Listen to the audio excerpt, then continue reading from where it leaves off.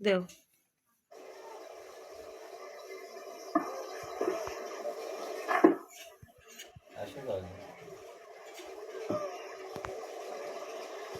নবনিযুক্ত মাননীয় প্রধানমন্ত্রীর শপথ পাঠ পরিচালনা করার জন্য রাষ্ট্রপতি মহোদয়কে বিনীত অনুরোধ জানাচ্ছি।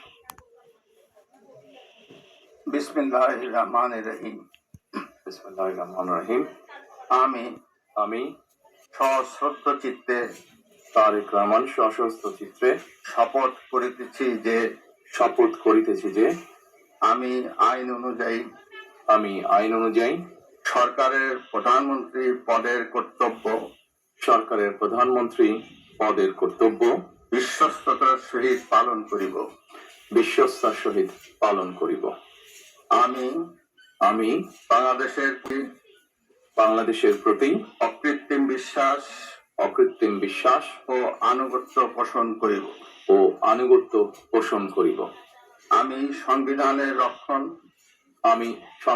রক্ষণ সমর্থন ও নিরাপত্তা বিধান করিব। আমি ভীতি বা অনুগ্রহ অনুরাগ বা বিরাগের বশবর্তী না হইয়া সকলের প্রতি আইন অনুযায়ী যথাবিহিত আচরণ করিব। এবার মাননীয় প্রধানমন্ত্রী গোপন তার শপথ পাঠ পরিচালনা করার জন্য রাষ্ট্রপতি মহোদয়কে বিনীত অনুরোধ জানাচ্ছি। আমি তারেক রহমান সশস্ত্র চিত্তে শপথ করিতেছি যে সরকারের প্রধানমন্ত্রী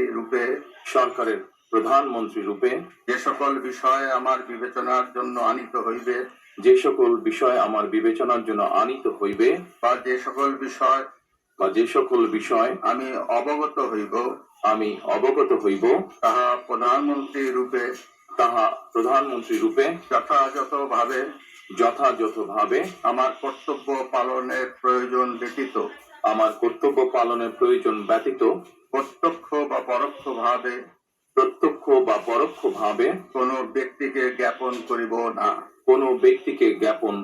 না বা কোনো ব্যক্তির নিকট প্রকাশ করিব না। ধন্যবাদ।